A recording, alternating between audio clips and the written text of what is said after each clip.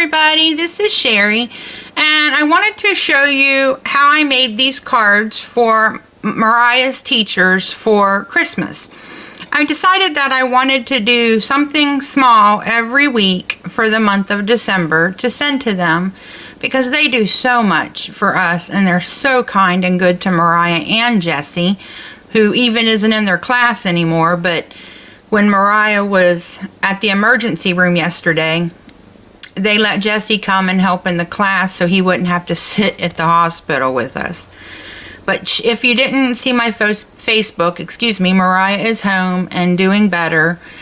She was having some severe stomach pains. So they gave her some medicine, did a bunch of stuff at the hospital, and sent her home. But these are what I'm making, and these are the teacher's initials. I'm going to make each one of them a set of 5.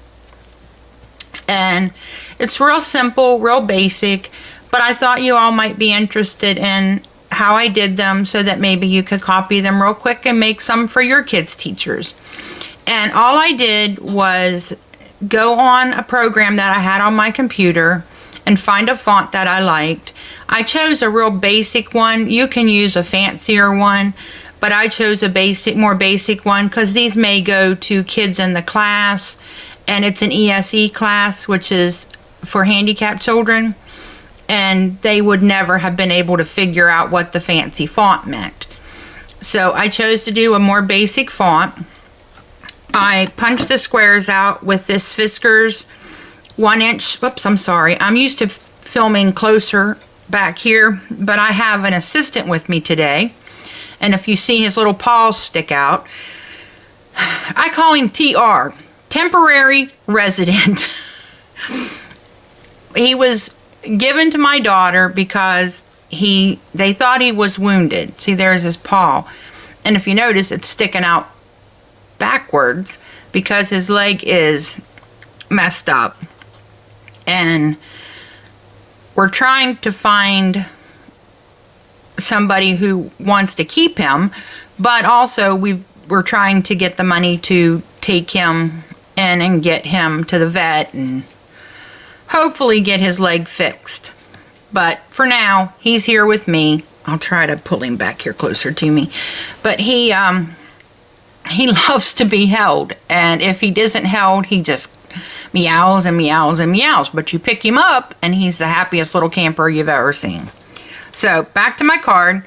1-inch square Fiskars punch.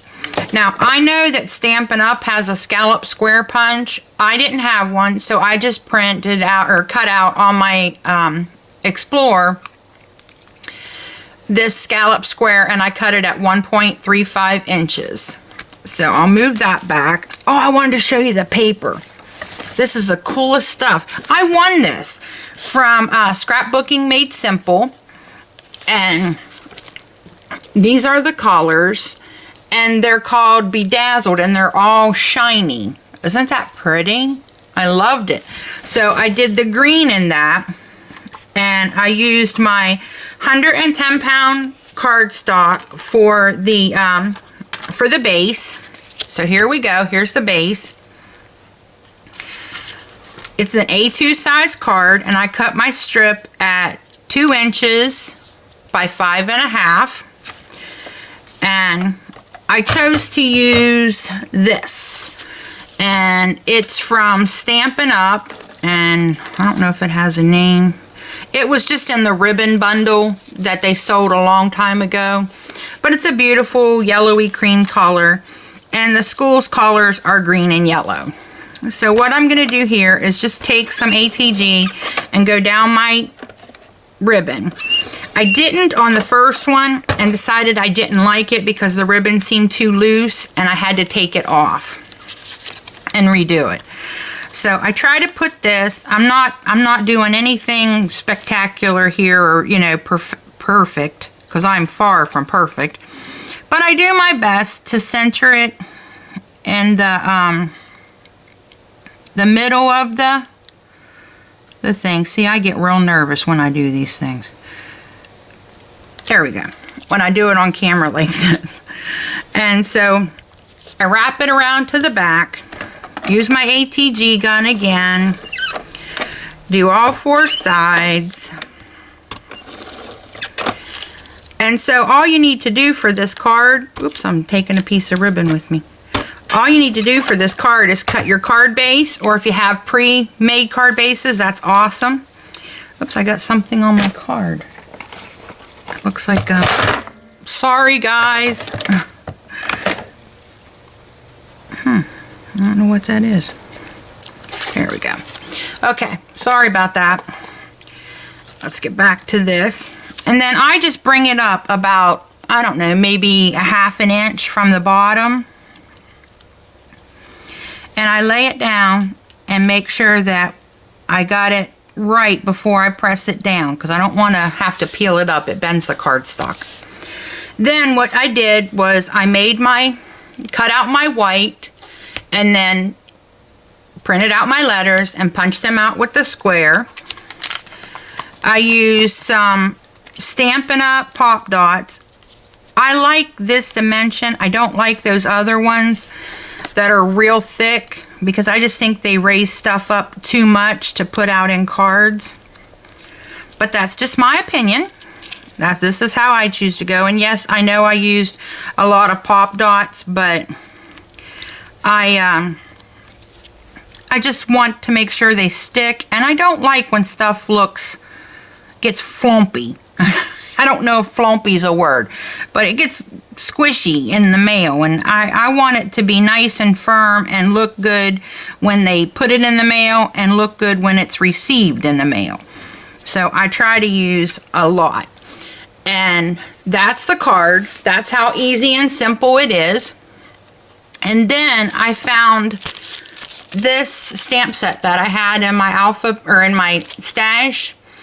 And what I'm going to do is, I'm sorry guys, I'm shaking. I probably should just put that down. I'm sorry.